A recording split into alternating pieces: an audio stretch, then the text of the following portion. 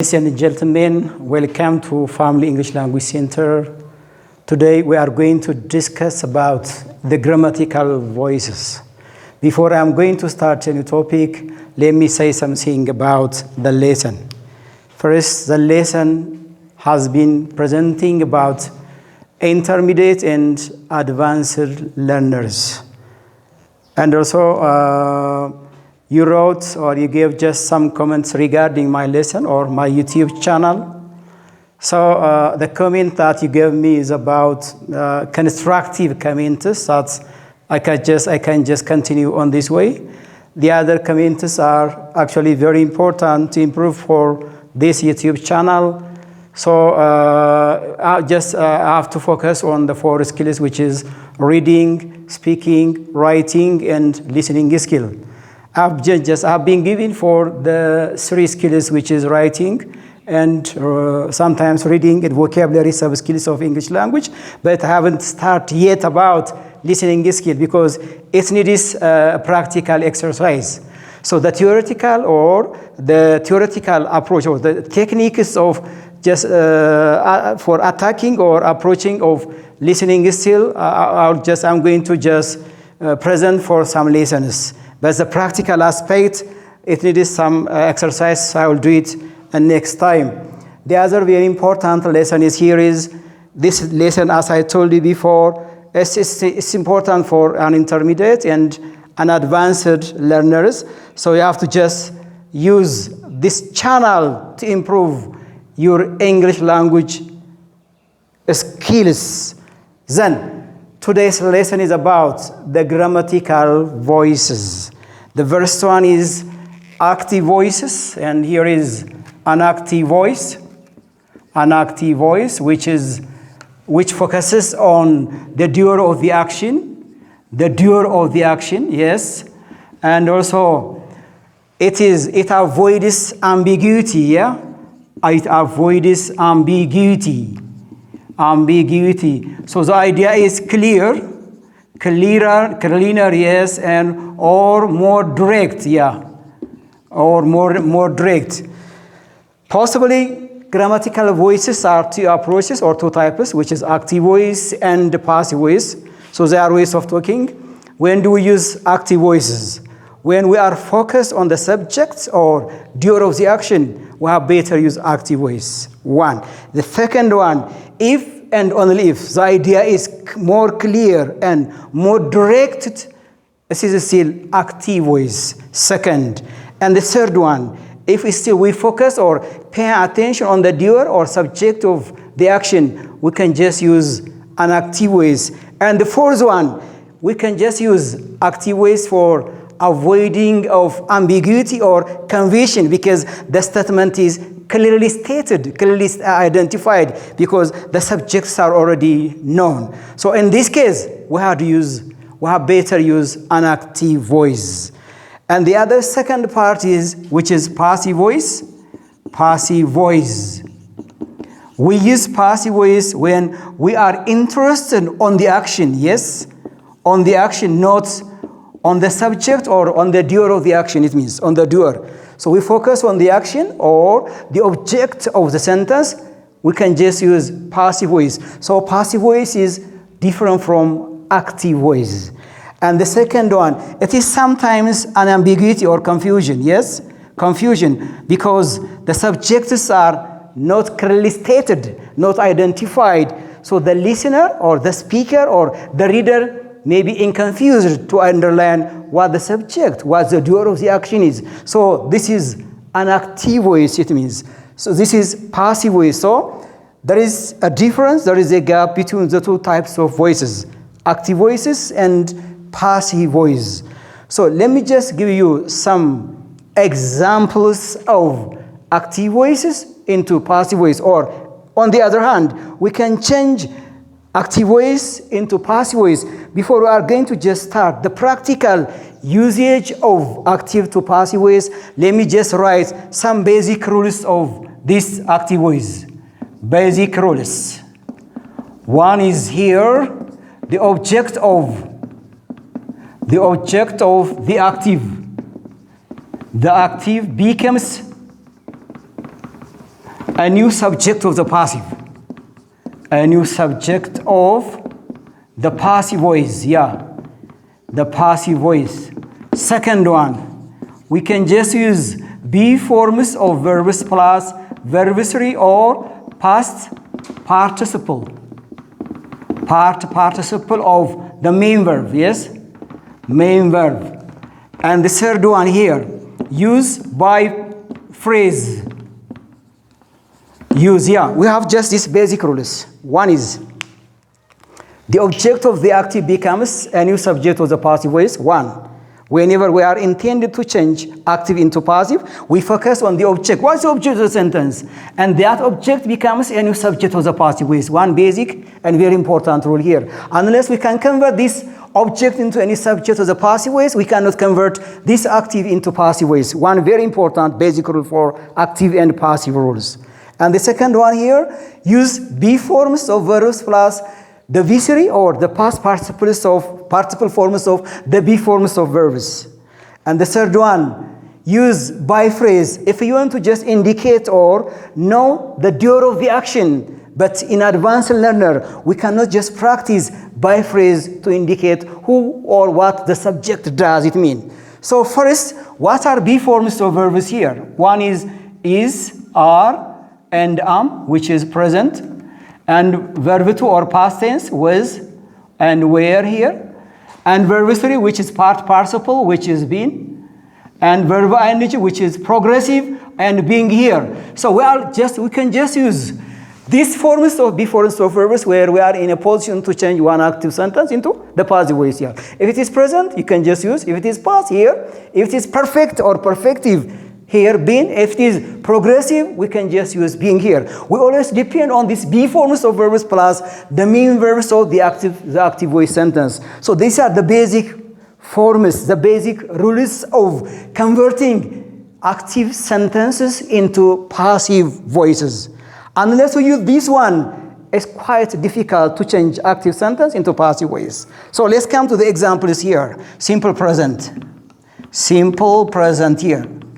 Simple present, which are the forms here, is, am, are, plus verb 3 or past participle here. If the subject is singular, we can just use is. If it is first person, am. If it is a subjects are plural, we can just use are and V3 form here. Let's come examples here. She cleans. She cleans her bedroom. Her bedroom, which is active voice here, which is an active sentence here. We change into, because here, let me apply here. The subject is known here. The doer of the action is known. Is clear, more direct, no subtle letter between. And there is an verb here, and here is the verb. Her bedroom is called the object, and here is the subject. So we can identify, categorize these parts of sentence into three. After identifying as a verb has an object, we can just bring these objects into a new subject of the passive voice. So here, her bedroom. Her bedroom. Her bedroom is the object of the active and act as a new subject of the passive voice here. Her bedroom is called a singular, so her better use is here, is. And what is the V3 forms of cleanness? Is cleaned. Is cleaned. So here, her bedroom is cleaned. It is subtler, which is not clear. It means who does the action or what does the action here? It's not clear. We do not know the subject here. So this is called confusion. So this is passive voice. And also here, which is be form, and this is V3 form of the main verb. This example shows about passive voice. So the first sentence is different from the second sentence. So it is ways of talking, ways of writing. So we sometimes use this in this way, and sometimes if we have just a position to write a sentence in passive voice, we can just write on this way. Her bedroom is cleaned. Who cleaned the bedroom? No, we don't know. We don't know. If we want to just point out the person who does this action, we can just use by phrase here, by her. Okay, by her, possible. We know the subject here, but it's not advisable to indicate by phrase to identify the subject, who or what does something mean. So this is the first uses of, the first examples of active whenever we change into simple present into passive voice. Yeah. Second example here, Second example, look here. She waters the flowers. Yeah. She waters the flowers. Here is active voice here, because we know the subject. And here is the verb, and this one is the object here. So we can bring into a new subject of the passive voice. So the flowers. So the flowers. So the subject is plural here. So we can just use are. The flowers are waters, which is the verb. And the V3 form of waters is watered. So here, so the flowers are watered. Who waters the flowers? We don't know. No one knows about what the flower, who waters the flower. So this is passive voice. The second example is present continuous. The present continuous. Present continuous. So this is or are or am plus being plus verb 3. This is the form, please. Hello. This is the form of the passive when we change present continuous active voices into passive voices. Look here. He's teaching us. He is teaching us English. Look here. Who teaches? The teacher here. What the verb is teaching, which is present continuous, progressive. Us is an indirect object. And English is a direct. We have two objects here. One is the indirect object, and the other is the direct object. So we have two ways of changing this active into passive ways. Look, so the subjective case of this us is we. And this is plural, so we can just use are here. We are. And being. Why we use being? Because the sentence here is progressive, which is continuous, so I can just use being here. It is the be forms of verb ing, so that's true. So we are being. So what is the V3 form of teaching? We are being taught. We are being taught English here. So this is the passive voice active example, and here is passive voice, it means. So look at the difference between that of the simple present with the the present continuous. We can just use his being because it is progressive. The same is true for here, are plus verb 3. That is are or is plus verb 3. The difference is being here. It shows about progressive. Second example, the second example, active sentence here, active voice, the teacher. Or we do have some another ways of writing this into passive voice. So just he's teaching us English. As I told you before, this is the direct object, so I can bring here English. English is being. English is being taught. English is being taught. So this is a direct object, and this is singular. As being is progressive, and this is a V3 form. So English is being taught us. Yeah, English is being taught to us, it means. So these are the second ways of converting this active sentence into the passive voices. Another example here, another examples of the present continuous. The present continuous. The teacher, look here. The teacher is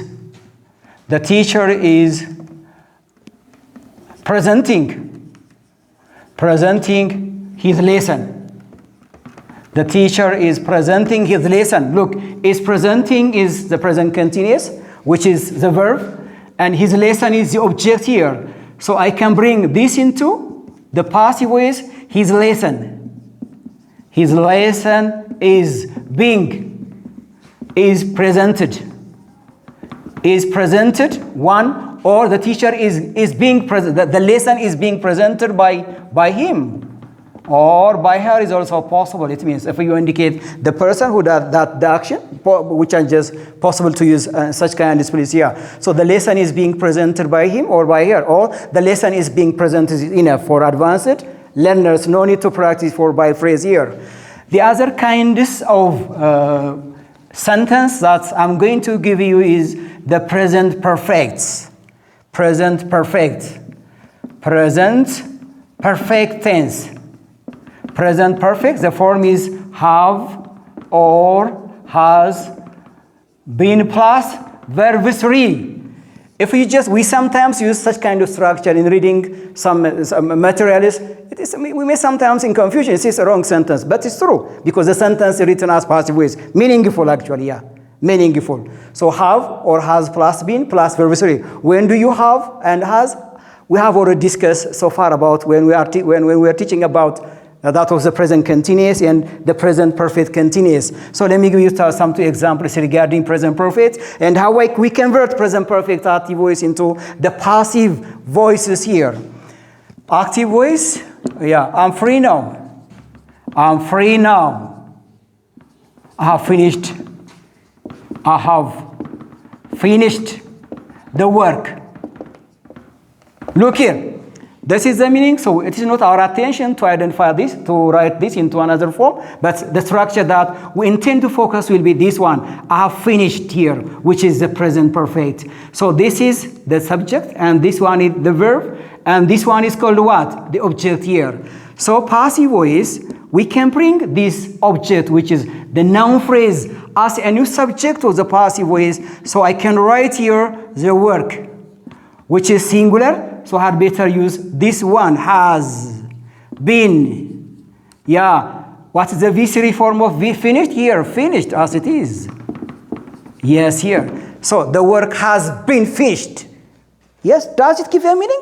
Yes, of course, because we have two V3 forms here, been and finished. V3, but absolutely possible because this sentence should completed with passive sentence. Yeah. The work should have been completed, of course, yeah. We don't know the person who has completed the work, but we can infer this sentence with passive voice in such a way, please. So this is absolutely meaningful sentence. This comes from the active voice, have finished the work. Have finished the work, yes, have finished the work. The first example. And the other kinds of active voice here is, which is the simple past. The simple past here. Simple past active voice. So the form is here, was or were plus verb 3. Yeah. Was or were plus verb 3. If the speaker is singular, we have better use this one. And it is plural, were plus verb 3. Yeah. Look here. Example, active voice. Yes. Applaud. Applaud the land. Look here, applaud the land. The sentence is past tense, which is a verb, and this one is the object of the sentence. So I can change this into passive voice, the land. Because this is singular, the land was plowed. The land was plowed. We can find by me. Possible, yeah. The land was plowed. Was plus verb 3. Was plus verb 3, which is past passive. Past passive. Look here, another example, active voice. I ate my lunch. I ate my lunch. Here, and passive voice. This is the subject and the verb, and this one is the object here. So I can change this sentence into my lunch was eaten. My lunch was eaten. This is also another second example because my lunch, which is uncountable and singular, so was plus verb 3 is appropriate here. So my lunch was taken. So here, the same approach, but the difference is the form of the verb is different. So let's come to the next verb or the next tense kind, which is the past continuous. The past continuous here. Past continuous. The past continuous was or were plus being plus verb 3. Plus being plus verb 3, yeah. Active sentence here, active voice. Yeah, let's take here. She was washing her clothes, yeah. She was washing her clothes here. Here is the subject. Was washing is the verb phrase, which is the verb, and her clothes is called the object here. So passive structure or passive sentence, her clothes. Her clothes, which is plural. So I can just use were. Her clothes were being were being washed. Yeah, her clothes were being washed. Her clothes were being washed because her clothes, which are subject, is plural. So I had better use were, and being is, it shows progressive. So we have to use being here, and the V3 form of washing is washed. So her clothes were being washed. Were being washed. This is the other examples of the passive sentence. The other very important part is sometimes we have different forms or which are out of these be forms of verb plus verb 3. Let's take here. Please use the book before you return to the library. Look here. This is active voice, yeah? Which is an advice here.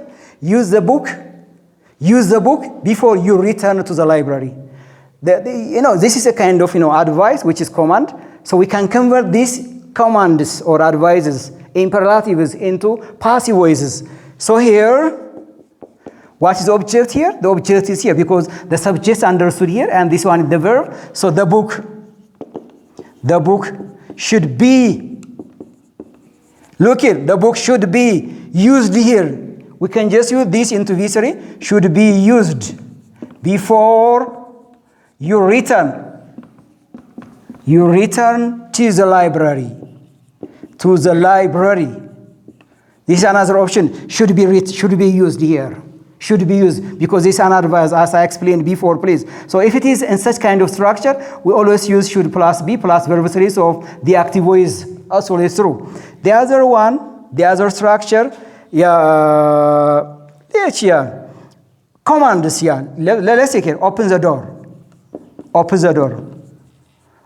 which is a command, active command, because the speakers are understood by, the subjects are understood by the speaker, so no need to indicate or write the subject here, open the door. So we also change this into passive voice. Let you open, let you open the door. Let you open the door, Let you open the door is also another ways of all. Let the door be, I can just write, let the door be opened. Because we focus on the object. Here is the object, please. Here is the object. Let the door be opened. Be plus verb 3. Here is the action verb. The main verb was the command. So the door be opened. So this is also another structure of converting one active sentence into the passive voices, which is different from the rest that I explained before. The other very important part, which is I'm going to just give you, is the future tense. The future tense will or shall plus be plus verb 3. One active voice here. She will do the exam here. This is future tense. She will do the exam. So there is an object here. Here is the verb, the subject, and this one is the verb, and the exam is called the object here, passive voice. So the exam will be done here.